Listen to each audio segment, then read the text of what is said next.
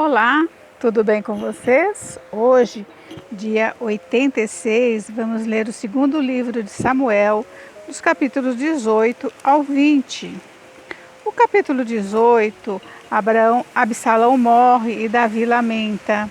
Capítulo 19, Davi volta para Jerusalém. No capítulo 20, fala da morte de Seba. Vamos à leitura então? Capítulo 18. Contou Davi o povo que tinha consigo e pôs sobre eles capitães de 1000 e capitães de 100. Davi enviou o povo, um terço sob o comando de Joabe, outro terço sob de Abissai, filho de Zeruia e irmão de Joabe, e outro terço sobre o de Itaí, o geteu. Disse rei ao povo: eu também sairei convosco. Respondeu, porém, o povo: não sairás, porque se formos obrigados a fugir, não se importarão conosco, nem ainda que metade de nós morra, pois tu vales por 10.000 de nós. Melhor será que da cidade nos preste socorro. Tornou-lhes Davi: o que vos agradar, isso farei. Pôs-se o rei ao lado da porta, e todo o povo saiu a centenas e a milhares. Deu ordem o rei a Joabe, a Abissai e a Itai, dizendo: tratai com brandura o jovem Absalão, por amor de mim. Todo o povo ouviu quando o rei dava ordem a todos os capitães acerca de Absalão. Saiu, pois, o povo ao campo a encontrar-se com Israel, e deu-se a batalha no bosque de Efraim. Ali foi o povo de Israel batido diante dos servos de Davi, e naquele mesmo dia houve ali grande derrota, com a perda de 20.000 homens, porque aí se estendeu a batalha por toda aquela região, e o bosque naquele dia consumiu mais gente que a espada. Indo Absalão montado no seu mulo, encontrou-se com os homens de Davi. Entrando o mulo debaixo dos ramos espessos de um carvalho, Absalão, preso nele pela cabeça, ficou pendurado entre o céu e a terra, e o mulo que ele montava passou adiante. Vendo isto, um homem fez saber a Joabe e disse: vi Absalão pendurado num carvalho. Então disse Joabe ao homem que lhe fizera saber: viste-o? Porque logo não o ferisse ali, derrubando-o por terra, e forçoso me seria dar-te 10 moedas de prata e um cinto. Disse, porém, o homem a Joabe: ainda que me pesassem nas mãos 1000 moedas de prata, não estenderia a mão contra o filho do rei, pois bem ouvimos que o rei te deu ordem a ti, a Abissai e a Itai, dizendo: guardai-me o jovem Absalão. Se eu tivesse procedido traiçoeiramente contra a vida dele, nada disso se esconderia ao rei, e tu mesmo te oporias. Então disse Joabe: não devo perder tempo assim contigo. Tomou 3 dardos e traspassou com eles o coração de Absalão, estando ele ainda vivo no meio do carvalho. Cercaram-no 10 jovens que levavam as armas de Joabe e feriram Absalão e o mataram. Então tocou Joabe a trombeta e o povo voltou de perseguir a Israel, porque Joabe deteve o povo. Levaram Absalão e o lançaram no bosque, numa grande cova, e levantaram sobre ele muito grande montanha de pedras, e todo Israel fugiu, cada um para sua casa. Ora, Absalão, quando ainda vivia, levantara para si uma coluna que está no vale do rei, porque dizia: filho nenhum tenho para conservar a memória do meu nome, e deu o seu próprio nome à coluna, pelo que até hoje se chama o monumento de Absalão. Então disse Aimaas, filho de Zadok: deixa-me correr e dar notícia ao rei de que já o Senhor o vingou do poder dos seus inimigos. Mas Joabe lhe disse: tu não serás hoje o portador de novas, porém outro dia o serás. Hoje não darás a nova, porque é morto o filho do rei.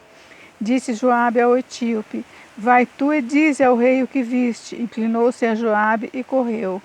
Prosseguiu Aimaas, filho de Zadok, e disse a Joabe: seja o que for, deixa-me também correr após o etíope. Disse Joabe: para que agora correrias tu, meu filho, pois não terás recompensa das novas? Seja o que for, tornou Aimaas, correrei. Então Joabe lhe disse: corre. Aimaas correu pelo caminho da planície e passou o etíope. Davi estava sentado entre as 2 portas da entrada. Viu a sentinela ao terraço da porta sobre o muro, e levantando os olhos viu que um homem chegava correndo só. Gritou, pois, a sentinela e disse ao rei. O rei respondeu: se vem só, traz boas notícias. E vinha andando e chegando.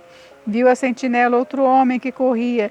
Então gritou para a porta e disse: Eis que vem outro homem correndo só. Então disse o rei: Também esse traz boas novas.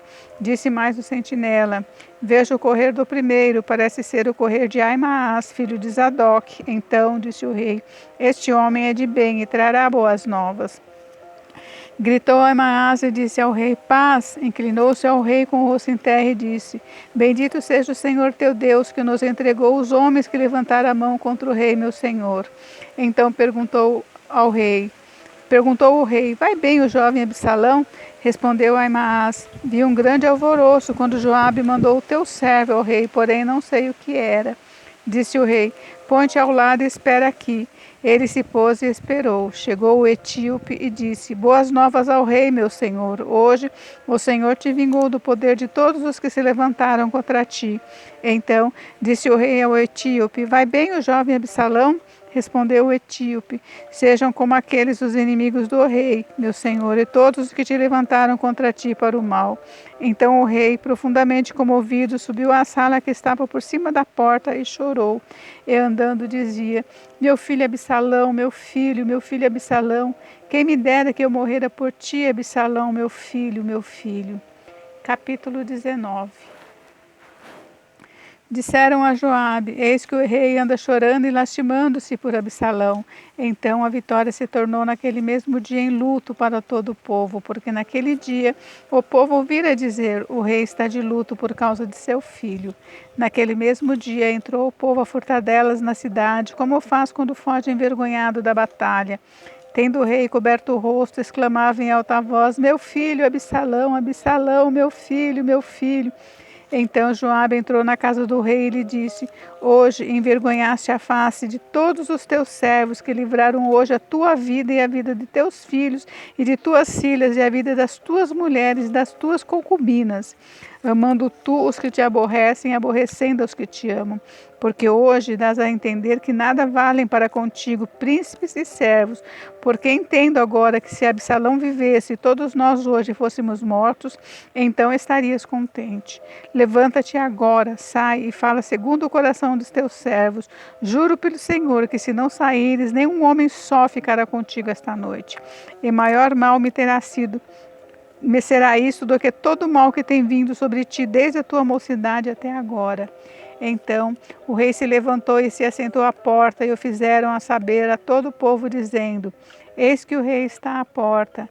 Veio, pois, todo o povo apresentar-se diante do rei. Ora, Israel havia fugido, cada um para a sua tenda. Todo o povo em todas as tribos de Israel andava altercando entre si, dizendo: O rei nos tirou das mãos de nossos inimigos, livrou-nos das mãos dos filisteus, e agora fugiu da terra por causa de Absalão. Absalão, a quem ungimos sobre nós, já morreu na peleja. Agora, pois, por que vos calais e não fazeis voltar o rei? Então o rei Davi mandou dizer a Zadok e a Abiatar, sacerdotes: Falai aos anciãos de Judá, porque seríeis vós os últimos em tornar a trazer ao rei para a sua casa, visto que aquilo que todo Israel dizia já chegou ao rei até a sua casa? Vós sois meus irmãos, sois meu osso e minha carne, por que, pois, seríeis os últimos a tornar a trazer ao rei? Disse a Amasa: Nem és tu meu osso e não és tu meu osso e minha carne? Deus me faça o que lhe aprouver, se não vieres a ser para sempre comandante do meu exército em lugar de Joabe. Com isto, moveu o rei o coração de todos os homens de Judá, como se for um só, e mandaram dizer: Volta, ó rei, tu e todos os teus servos. Então o rei voltou e chegou ao Jordão. Judá foi a Gilgal para encontrar-se com o rei, a fim de fazê-lo passar o Jordão.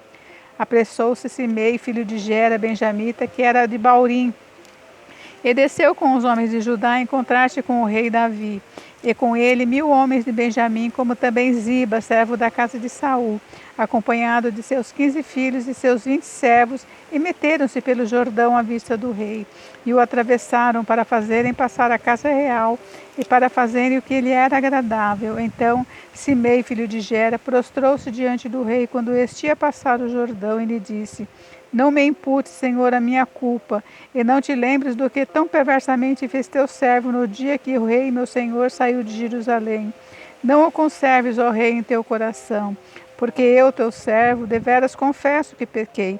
Por isso sou o primeiro que de toda a casa de José descia a encontrar-me com o rei, meu senhor. Então respondeu Abissai, filho de Zeruia, e disse: Não morreria, pois Simei por isto, havendo amaldiçoado e ungido do Senhor? Porém Davi disse: Que tenho eu convosco, filhos de Zeruia, para que hoje me sejais adversários? Morreria alguém hoje em Israel? Pois não serei eu que hoje novamente sou rei sobre Israel?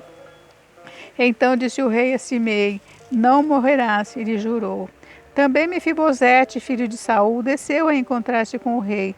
Não tinha tratado dos pés, nem espuntado a barba, nem lavado as vestes, desde o dia em que o rei saíra até o dia em que voltou em paz. Tendo ele chegado a Jerusalém, ao encontrar-se com o rei, esse lhe disse: Por que não foste comigo, Mefibosete? Ele respondeu: Ó rei, meu senhor, o meu servo me enganou, porque eu, teu servo, dizia: Albardarei um jumento e montarei para ir com o rei, pois o teu servo é coxo. Depois disso, ele falsamente me acusou a mim, teu servo, diante do rei, meu senhor. Porém, o rei, meu senhor, é como um anjo de Deus. Faze, pois, o que melhor te parecer.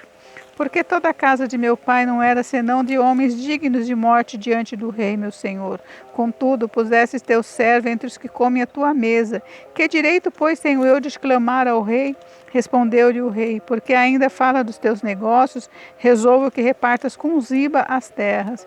Disse Mefibosete ao rei: Fique ele, muito embora contudo, pois já voltou o rei, meu senhor, a quem paz a tua casa. Também Barzilai, o gileadita, desceu de Rogelim e passou com o rei o Jordão para o acompanhar até o outro lado. Era Barzilai muito velho, da idade de 80 anos.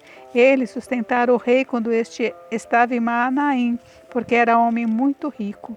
Disse o rei a Barzilai: Vem tu comigo e te sustentarei em Jerusalém. Respondeu Barzilai ao rei: Quantos serão ainda os dias dos anos da minha vida? Não vale a pena subir com o rei a Jerusalém. 80 anos tenho hoje. Poderia eu discernir entre o bom e o mal? Poderia o teu servo ter gosto no que come e no que bebe? Poderia eu mais ouvir a voz dos cantores e cantoras? E por que há de ser o teu servo ainda pesado ao rei, meu senhor? Com o rei irá o teu servo, ainda um pouco além do Jordão, porque há de me retribuir o rei com tal recompensa? Deixa passar o teu servo, e morrerei na minha cidade, e serei sepultado junto de meu pai e de minha mãe. Mas eis aí o teu servo Quimã. Passe ele com o rei, meu senhor, e faze-lhe o que bem te parecer. Respondeu o rei: Quimã passará comigo, e eu lhe farei como for do teu agrado, e tudo quanto desejares de mim eu te farei. Havendo, pois, todo o povo passado o Jordão, e passado também o rei, este beijou a Barzilai e o abençoou, e ele voltou para casa. Dali, passou o rei a Gilgal, e Quimã passou com ele. Todo o povo de Judá e metade do povo de Israel acompanharam o rei. Eis que todos os homens de Israel vieram ter com o rei e lhe disseram: Por que te furtaram nossos filhos, os homens de Judá, e conduziram o rei e a sua casa através do Jordão, e todos os homens de Davi com eles? Então responderam os homens de Judá aos homens de Israel: Porque o rei é nosso parente. Por que, pois, vos irais com isso? Porventura comemos à custa do rei, ou nos deu algum presente? Responderam os homens de Israel aos homens de Judá e disseram: 10 tantos temos ao rei, e mais a nós nos toca da vida que vós outros. Por que, pois, fizeste pouco caso de nós? Não foi a nossa palavra primeira para fazer voltar o nosso rei? Porém, a palavra dos homens de Judá foi mais dura do que a palavra dos homens de Israel. Capítulo 20. Então se achou ali por acaso um homem de Belial, cujo nome era Seba, filho de Bicri, homem de Benjamim, o qual tocou a trombeta e disse: Não fazemos a parte de Davi, nem temos herança no filho de Jessé, cada um passa as suas tendas, ó Israel. Então todos os homens de Israel se separaram de Davi e seguiram Seba, filho de Bicri. Porém os homens de Judá se apegaram ao seu rei, conduzindo-o desde o Jordão até Jerusalém. Vindo, pois, Davi para a sua casa, Jerusalém, tomou os reis as suas 10 concubinas, que deixara para cuidar da casa, e as pôs em custódia, e as sustentou, porém não coabitou com elas. E estiveram encerradas até o dia em que morreram, vivendo como viúvas. Disse o rei a Amasa: Convoca-me para dentro de 3 dias os homens de Judá e apresenta-te aqui. Partiu Amasa para convocar os homens de Judá, porém demorou-se além do tempo que lhe fora aprazado. Então disse Davi a Abissai: mais mal agora nos fará Seba, o filho de Bicre, do que Absalão. Pelo que toma tu os teus servos de teu senhor e persegue-o, para que não ache para si cidades fortificadas e nos escape.